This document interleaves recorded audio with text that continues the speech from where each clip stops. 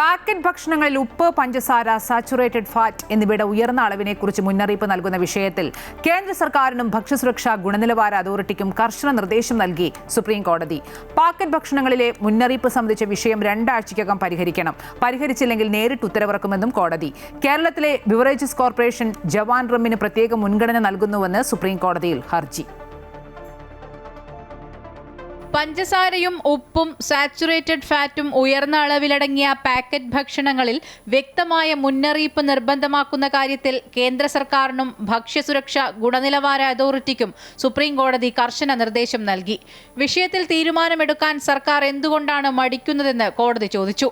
വിഷയം 2 ആഴ്ചയ്ക്കകം പരിഹരിക്കണം. സർക്കാർ നടപടി സ്വീകരിച്ചില്ലെങ്കിൽ കോടതി നേരിട്ട് ഉത്തരവിറക്കുമെന്നും ബെഞ്ച് വ്യക്തമാക്കി. പൊതുതാൽപര്യ ഹർജി പരിഗണിക്കവെയാണ് ജസ്റ്റിസ് JB പർദിവാല അധ്യക്ഷനായ ബെഞ്ചിന്റെ പരാമർശം. വിഷയം പൗരന്മാരുടെ, പ്രത്യേകിച്ച് കുട്ടികളുടെ ആരോഗ്യവുമായി ബന്ധപ്പെട്ടതാണെന്നും അതിനാൽ കോർപ്പറേറ്റുകളുടെ സമ്മർദ്ദത്തിന് വഴങ്ങരുതെന്നും കോടതി വ്യക്തമാക്കി. അതേസമയം കേരളത്തിൽ ബിവറേജസ് കോർപ്പറേഷൻ ജവാൻ റമ്മിന് പ്രത്യേക മുൻഗണന നൽകുന്നുവെന്ന ഹർജിയിൽ സുപ്രീം കോടതി നോട്ടീസ് അയച്ചു. ബിവറേജസ് കോർപ്പറേഷനും ജവാൻ റം നിർമ്മാതാക്കളായ ട്രാവൻകൂർ ഷുഗേഴ്സ് ആൻഡ് കെമിക്കൽസിനുമാണ് കോടതി നോട്ടീസ് അയച്ചത്.